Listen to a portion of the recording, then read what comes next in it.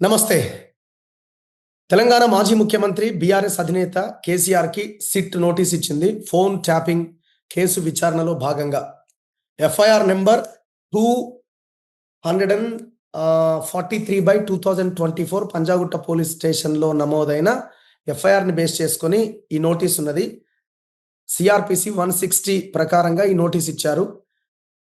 మీరైనా రండి, లేదంటే మీరున్న ప్లేస్‌కి మేమైనా వస్తాం. మీ వయసు 65 సంవత్సరాల పైన ఉంది కాబట్టి మేము మీకు వెసులుబాటు కల్పిస్తున్నామని సిట్ చెప్తున్నది.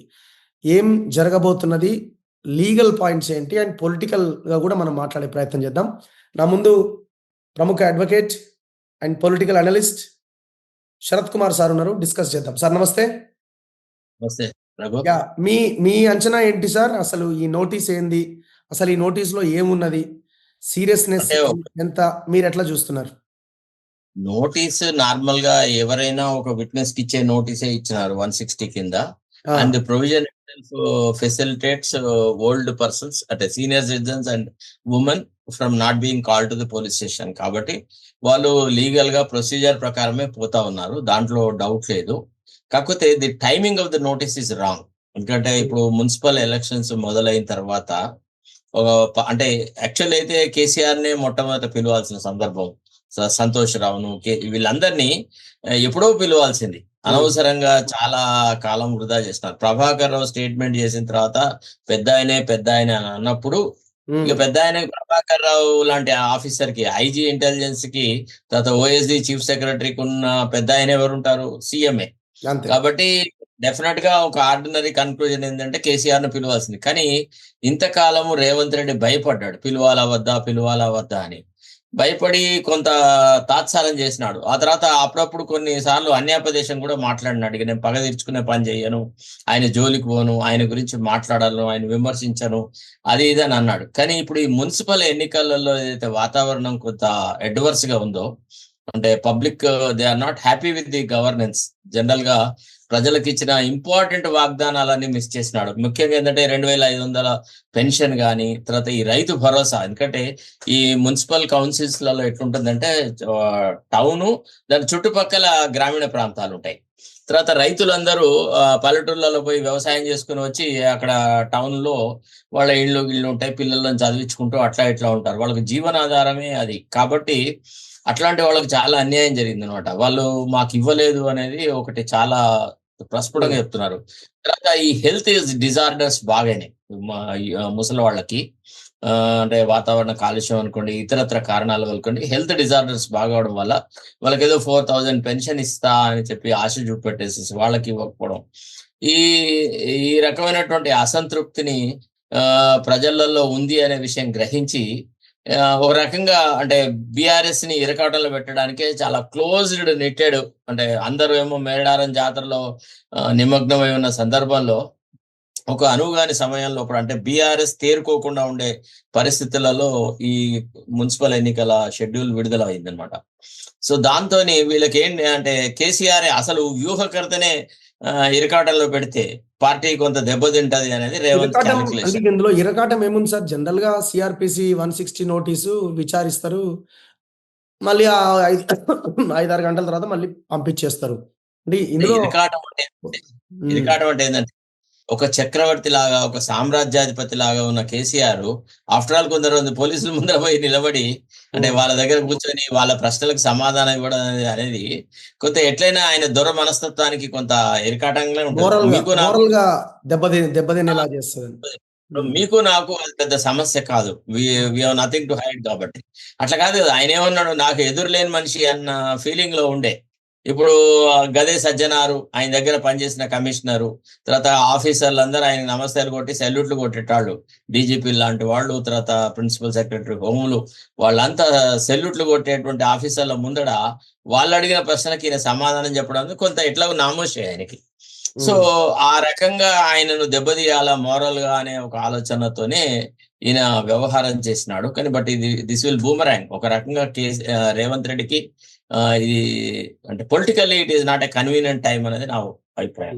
సో ఇప్పుడు ఆ నోటీస్ లో ఉన్న దాని ప్రకారంగా ఏం అడుగుతారు, ఏం చేస్తారు, అంటే ఎట్లుంటది? అడుగుతారు, ఇట్లా పదే పదే ఇట్లా ప్రభాకర్ రావు పెద్ద ఆయన అని రెఫరెన్స్ ఇచ్చినారు.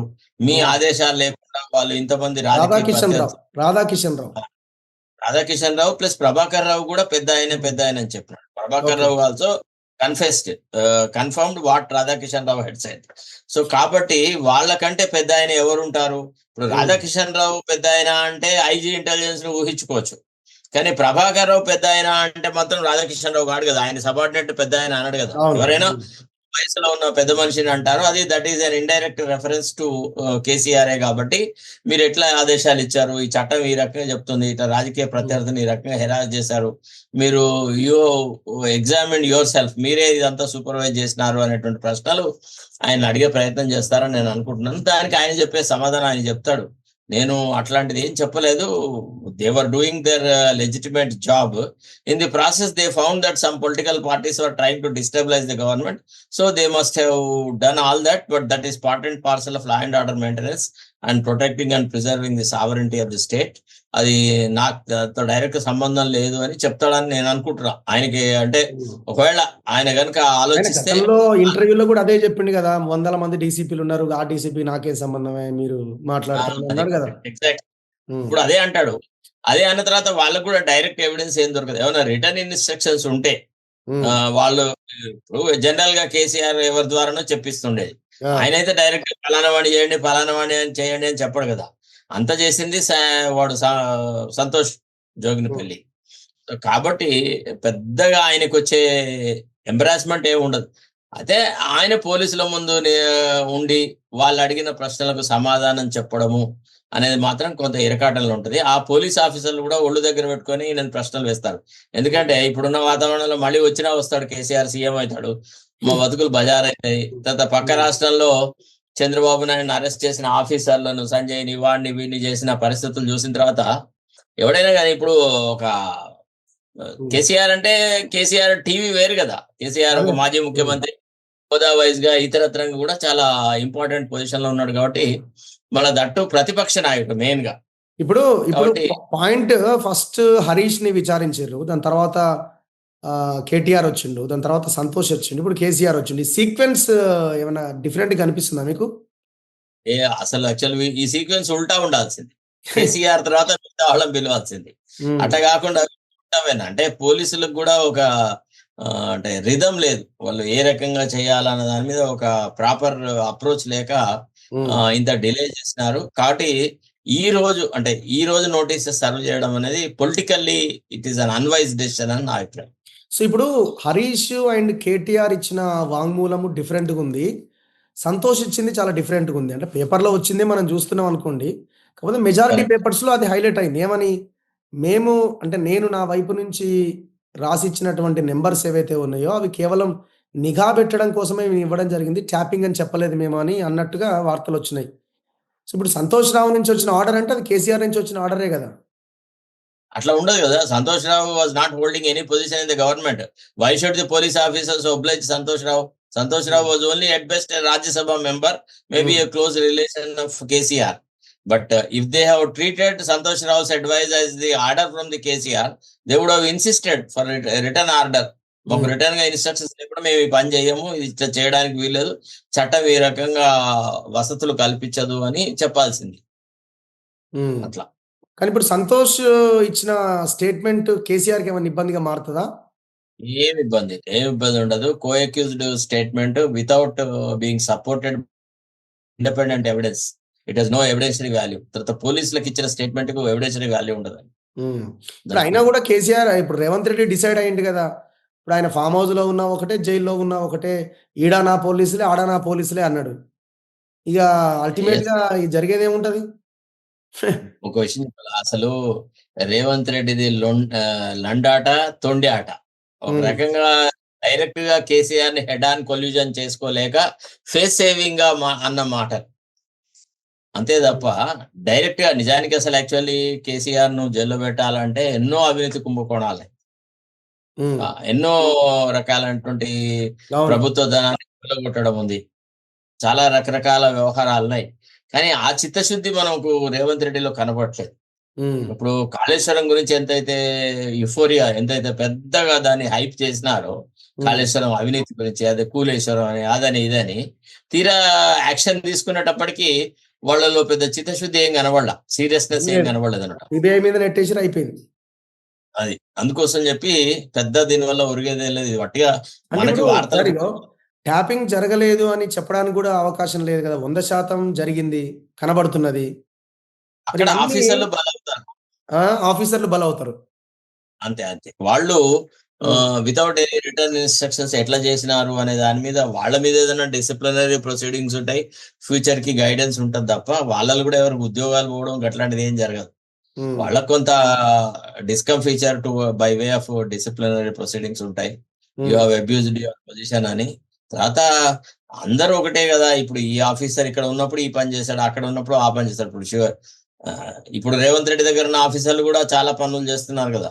వి can't say that even today there is no phone tapping అని మనం అనడానికి వీల్లేదు. ఎందుకంటే రేవంత్ రెడ్డికి ఏదైతే రేవంత్ రెడ్డి చెప్పినాడు, కేసీఆర్ ఫామ్ హౌస్ లో పడ్డ 10 నిమిషాలకు నాకు తెలిసింది పడి నడుము విరగొట్టుకున్నాడని అని అన్నాడు. ఎట్లా తెలిసింది ఉమ్, చెప్పడం అనమాట. ఎట్లా తెలిసింది? కలగన్నాడా, లేకపోతే ఏమన్నా ఆకాశరామన్న చెప్పినాడా, ఆకాశవాణి పలుకులు వచ్చినాయి? కాదు కదా. So same mechanism is being adapted by everybody. So కాబట్టి ఆ రకంగా ఉంటది అనమాట. మోస్ట్ ప్రాబబ్లీ పెద్ద దీనికి రేపటి తర్వాత దీనికి ఏం ప్రాధాన్యత ఉండదు రఘు. అని ఇంతకీ అసలు ఆయన మరి విచారణకు వస్తాడా, మరి హెల్త్ బాగాలేదంటాడా, ఏమంటాడో ఇంకా అది కూడా క్వశ్చన్ మార్క్. పోతాడు ఖచ్చితంగా. వాళ్ళకి ఆల్రెడీ నందినగర్ ఇంటికి రమ్మన్నట్టుగా మనకు సమాచారం. నందినగర్ కి వస్తే మీరు పోలీసులు వస్తే నేను అక్కడ మీరు అడిగే ప్రతి ప్రశ్నకు సమాధానం చెప్తాను అన్నట్టుగా నాకెవరో మిత్రుడు చెప్పారు. నేను అదే డౌట్ చేసిన. ఎందుకంటే ఇప్పటికి కూడా మాకు కూడా కేసీఆర్ తో కానీ వాళ్ళతో కానీ బాగా సన్నిహిత సంబంధాలు ఉన్నాయి కదా. ఎందుకంటే ముందు మేము అక్కడే ఉండి వచ్చిన వాళ్ళం కాబట్టి మా మిత్రులు కూడా అక్కడ చాలా మంది ఉంటారు. వాళ్ళ అందించిన సమాచారం ఏంటంటే రేపు యాజ్ యూజువల్ గా రేపు అపియర్ అవ్వడము, దాన్ని పొలిటికల్ గా దాన్ని అడ్వాంటేజ్ గా తీసుకోవడమే కేసీఆర్ యొక్క ఆలోచన. కేసీఆర్ ఏది కావాలనుకున్నాడు అది అయింది. రేవంత్ రెడ్డి అసలు యాక్చువల్లీ మున్సిపల్ ఎన్నికలు అయ్యే వరకన్నా వెయిట్ చేసేది ఉండే. పిచ్చోడు తొందరపడి ఈ స్టాండ్ తీసుకున్నాడు. అని ఏదన్నా జరిగినా మనం ఎవరన్నా ఆలోచించవచ్చు, కానీ జరగడానికి కూడా ఏం లేదు కదా. ఇక్కడ చేస్తారనే నమ్మకం కూడా లేదు కదా, కనబడతలేదు యాక్చువల్గా. ఏం లేదు. ఒట్టిగా ఇదంతా ఐవాష్, నైని బొగ్గు కుంభకోణం నుంచి ప్రజల అటెన్షన్ డైవర్ట్ చేయడానికి దీన్ని మళ్ళీ టెలిఫోన్ ట్యాపింగ్ అని తీసుకొచ్చారు. దీన్ని ఇట్లనే రిజర్వ్ లో పెట్టుకుంటారు. వాళ్ళకి ఎప్పుడు సమస్యలు ఉంటే అప్పుడు ప్రతిపక్షాన్ని కొంత భయపెట్టడానికి, భయభ్రాంతులు చేయడానికి దీన్ని వాడుకుంటుంటారు అంతే. ఇప్పుడు అందరిది ఒక లైన్ అయితే, ఇప్పుడు కవిత కూడా ఒక మాట చెప్పింది, ఇంటి అల్లుడి ఫోన్ కూడా ట్యాప్ చేస్తారా అని కొంత ఎమోషనల్ అయింది ఒక సందర్భంలో. అది మనం జనరల్ గా వాడుక భాషలో వాడుకోవడానికి ఆస్కారం ఉంటది, కానీ దానికి ఎవిడెన్షియరీ వాల్యూ ఏముంది? వచ్చేమన్నా స్టేట్మెంట్ చేసిందా? ఆధారాలు చెప్పట్టిందా? ఏం చెప్పింది? ఒట్టిగా ఎక్కడో తనకు తోచింది, తన మాటకు గుర్తింపు రావాలని. ఆమె ఇప్పుడు ఐడెంటిటీ క్రైసిస్ ఫేస్ చేస్తుంది బీఆర్ఎస్ నుంచి బయటకు వచ్చినాక. ఆమెను ఎవడు పట్టించుకోవట్లేదు. కాబట్టి ఇట్లాంటి మాటలు మాట్లాడితే తప్ప పేపర్లో రావు కదా. సో ఆ రకంగా మాట్లాడింది. ఇంటి అల్లుడిని ట్యాప్ చేయడం అది అబ్సర్డ్. ఇప్పుడు మొన్న ఈ నైని కోల్ బ్లాక్ ది మీరు గమనించిన అంశం ఏంటి? మీ విశ్లేషణలో తేలిన అంశం ఏంటి ఓవరాల్ గా?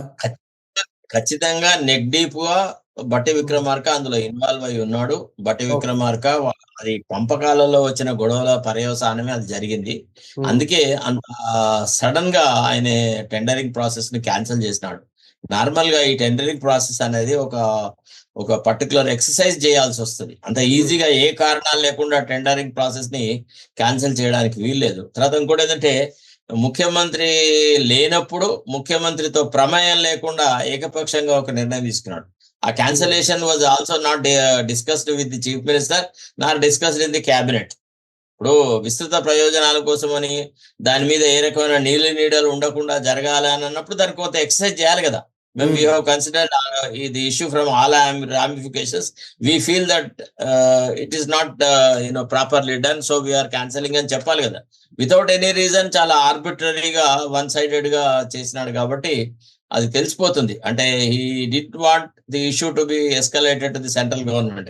సెంట్రల్ గవర్నమెంట్ వాళ్ళు ఏదైనా అంటే నిఘాతోని ఏదైనా ఇన్స్పెక్షన్ చేయించో లేకపోతే ఏదైనా ప్రాథమికంగా ఎవిడెన్స్ తీసుకొని డైరెక్ట్ గా వాళ్ళకి అందులో ప్రమేయం ఉంది కాబట్టి 49% షేర్ హోల్డర్స్ కాబట్టి వాళ్ళు ఏదైనా డైరెక్ట్ యాక్షన్ తీసుకుంటారన్న భయానికి బట్టి విక్రమార్క ఆ పని చేసినాడు. తర్వాత ఇక బట్టి విక్రమార్క ఆల్మోస్ట్ కాంప్రమైజ్ మూడ్ లో వచ్చినాడు కాబట్టి రేవంత్ రెడ్డి కూడా ఆ ఇష్యూని హషప్ చేయడానికి ఈ ఫోన్ ట్యాపింగ్ అనే విషయం తీసుకొచ్చినాడు.